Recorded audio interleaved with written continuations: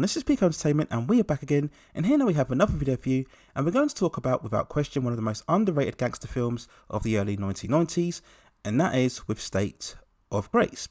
Released on September the 14th, 1990, as a highly established cast with Sean Penn in a lead role, starring alongside Gary Oldman, Ed Harris, Robin Wright and John Turturro, and it was directed by Joannou. Set within a notorious Hell's Kitchen within New York, we follow Irish-American Terry Noohan, who returns to the area and reunites with his old friend Jackie Flannery, who's part of the criminal organisation set within the community that's actually run by his older brother Frank. Terry also reunites with Jackie's sister Kathleen, of who he had a previous relationship with. Terry works with Jackie and eventually becomes an established member of the crew. Halfway through the story, we discover that Terry is actually an undercover cop, part of a long operation to arrest Frank.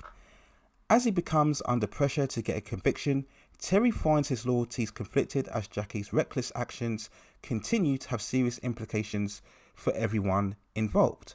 Now, having very rarely seen this film and after recently revisiting once more, I look at State of Grace and find it overall to be a compelling, impressively crafted gangster drama. Full of real gritty visual style, it's a film that stays consistently strong and also very intense. Yes, we can say the story of a conflicted undercover cop within a crime business is all too familiar, but when it's done right, it's always a great watch, and State of Grace executes this territory so very well. Everything here is so on point, from the direction, the cinematography, the acting, the pacing, the music. It really moves at a sharp pace with a constant underlying tension, and you're always not sure as to what will happen to each of the characters. We look visually at the film where the director creates an all too convincing Hell's Kitchen. He shows the streets as very raw, dirty and grimy. There's no compromising here or sentimentality, and really showing this world and the people within it as to who they really are, giving the whole movie a real authenticity.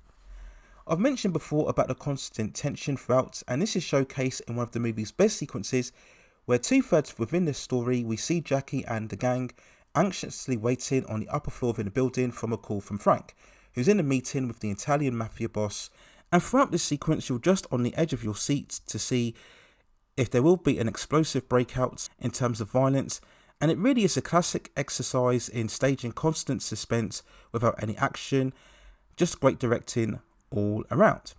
We then talk of the climatic shootout where Terry goes all out on vengeance.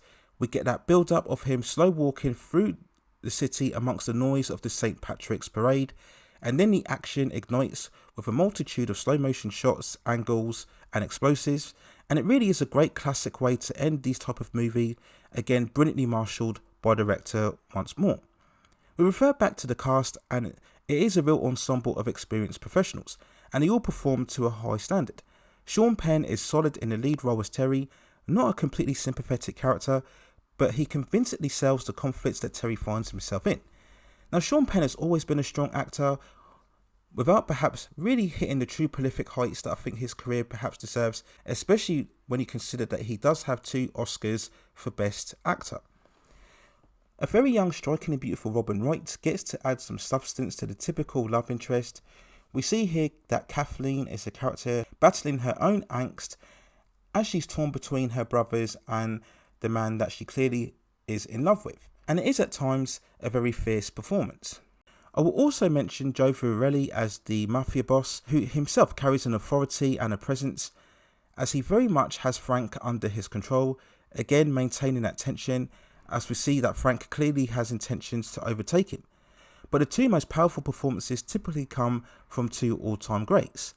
In the role as Jackie, the phenomenal Gary Oldman shows once more his ability to completely transform into a character that you can't envisage him playing. Yes, Jackie is the cliched, drug-ridden, crazy, erratic brother or right-hand man of the main boss.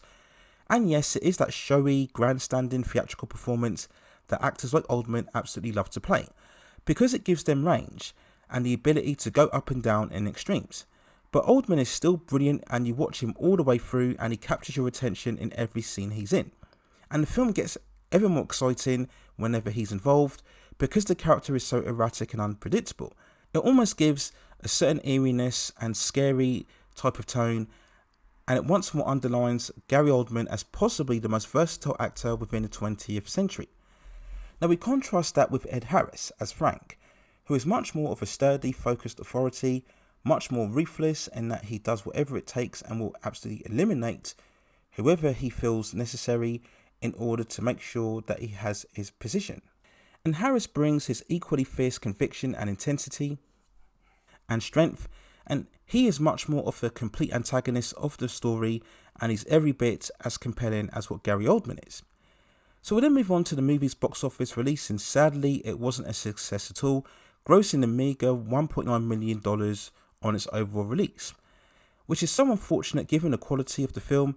Maybe it was because, despite the nature of the quality cast, none of the actors were truly prolific superstars at the time that the film came out. Now, many others have blamed the movie's release coming so shortly after Martin Scorsese's epic gangster film Goodfellas. That movie itself is very much an iconic, revered entry within the gangster genre, and State of Grace really got lost in the shadow. But when we look at the 1990s, there were so many great gangster movies that really flew under the radar and completely unrecognised. When we look at the likes of King of New York and Deep Cover, Things to Do in Denver When You're Dead, and State of Grace is right up there alongside these movies. And overall, I think, yes, it is a great heavyweight gangster epic that's cruelly underrated and far more deserving of the limited recognition that it received upon its initial release. So a very great film in State of Grace, and one I would highly recommend checking out. So there's my thoughts and feelings and review of State of Grace from the 1990s. Let me know what you think in the comments below. And if you have any other movies, television series, or any topics within the pop entertainment and culture scene that you'd like to see me cover within the channel, then also let me know within the comments, and I'll see if I can provide further content for you on the channel within the future. Please also hit and like the subscription and notification buttons so I can provide you with more high quality content like this in the future. But that's it for now.